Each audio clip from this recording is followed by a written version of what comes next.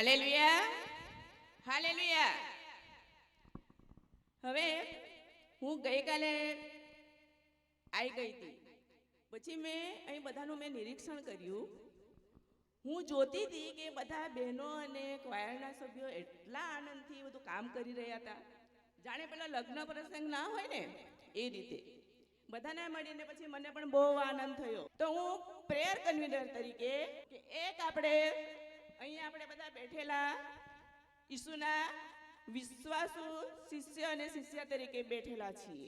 Okay, તો સૌથી જરૂરી જો વસ્તુ હોય આપણી મંડળીને ઉન્નતિ માટે કે મહિલા સંગતની તમામ ઉન્નતિને માટે, તો સૌથી અગત્યનું પાસું કયું છે?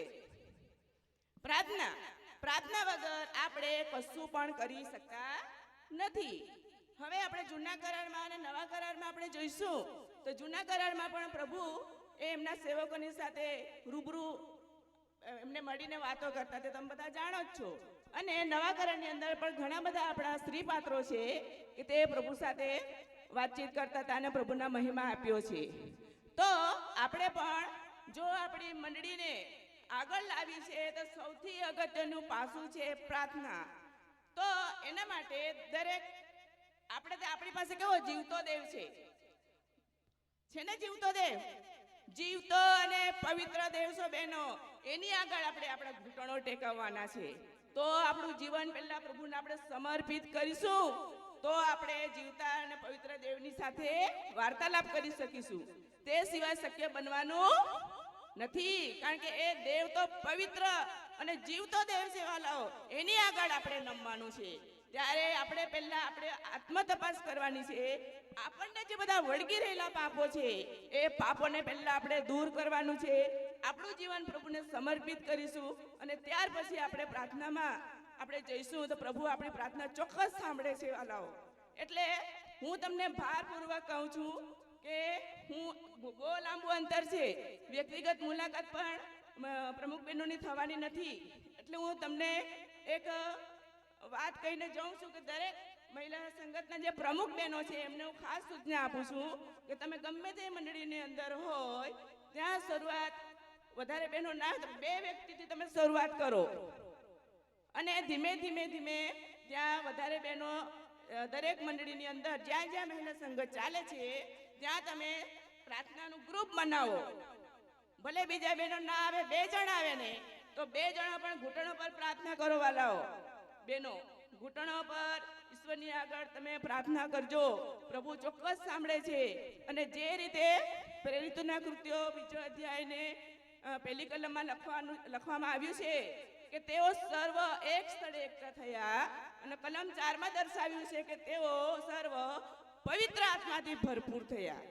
જો આપણો જીવનમાં પાપ હશે તો એ પાપમય જીવનમાં પવિત્ર આત્મા કદી પણ વાસો કરશે નહીં. પહેલા આપણું જીવનનું સમર્પણ પ્રભુને કરવાનું છે. આપણા જીવનની અંદર જે બધા પાપો છે, નાના જે કંઈ હોય તે બધા દૂર કરવાના છે અને પ્રભુ આગળ આપણે નમવાનું છે. એટલે આ તમને પ્રમુખ બહેનોને ખાસ સૂચના આપું છું કે જે તે વિસ્તારની મહિલા સંગત જે ચાલે છે ત્યાં તમે નાનું પ્રાર્થના ગ્રુપ બનાવો અને કોટેજ જે મીટિંગ તરીકે પણ ચાલશે, પાડક સાહેબના સહકારથી આ બધું કાર્ય કરશો અને પ્રાર્થનામાં લાગુ રહો અને પવિત્ર આત્માથી ભરપૂર થઈને તમે એ કાર્ય કરશો તો મંડળીની ઉન્નતિ થશે. આજે હું તમને કહું છું, આપણા બાળકો ક્યાં છે, આપણા પરિવારો ક્યાં છે? બહેનોને જાત જાતના પ્રશ્નો, મુશ્કેલીઓ, મૂંઝવણો કુટુંબની અંદર છે. ત્યારે બહેનોએ ખાસ કરીને ઘૂંટણો ઉપર નમવાની જરૂર છે. જાત જાતના પ્રશ્નો બહેનો આજે આપણે બાળકોને પણ સંભાળી શકતા નથી. શેતાને આજે મોબાઈલનું સ્થાન બાળકોમાં લીધેલું છે. તમે વિચાર કરજો કે આપણું બાળક બાઇબલ વાંચવા કહીએ ને એમને માટે તો 5 મિનિટ એની માટે ઘણી છે, નહીં વાંચતા, બાઇબલ નથી વાંચતા અને મોબાઈલ પાછળ કલાકોના કલાકો વાપરે છે. ત્યારે હું તમને કહું છું, જો પરિવાર સદ્ધર બનાવવું હોય દરેક બહેનોએ એમ તમારા ઘરની અંદર એક ખૂણામાં બેસીને તમે દેવને પ્રાર્થના કરજો. બહેનો ગમે તેવી મુશ્કેલી હશે ને પ્રભુ આપણો પ્રાર્થના સાંભળનાર દેવ છે. બહેનો આ તમે જાણો જ છો કે આપણો જીવતો દેવ છે. જગતના ઘણા દેવો છે પણ તે તો માણસોની હાથોએ બનાવેલી કૃતિ છે. જ્યારે આપણને જીવતો દેવ મળેલો છે, આપણા હૃદયના વિચારો વેગળીથી જાણનાર દેવ છે બહેનો. એટલે હું તમને કહું છું કે દરેક મહિલા સંગતના પ્રમુખ બહેનો એવી રીતના દરેક મહિલા સંગતમાં નાનું જૂથ બનાવે, 2 આવશે 3 આવશે, બીજા માટે પ્રાર્થના કરો કે જેથી કરીને એક ગ્રુપ બનશે અને તેમાં તમે બધી વિનંતીઓ લાવો. જો પરિવાર સદ્ધર હશે, કુટુંબ વ્યવસ્થિત હશે, તો મંડળી પણ વ્યવસ્થિત થશે. અને આપણા બાળકો આવતા દિવસોમાં આપણા મંડળીના આધાર સ્તંભ આપણે બનાવવાના છે. ત્યારે હું તમને કહી જાઉં છું કે દરેક મહિલા સંગતના પ્રમુખ બહેનો તમે આ બીડું ઝડપજો અને અનુભવ કરજો કે આપણો દેવ કેવો મહાન છે.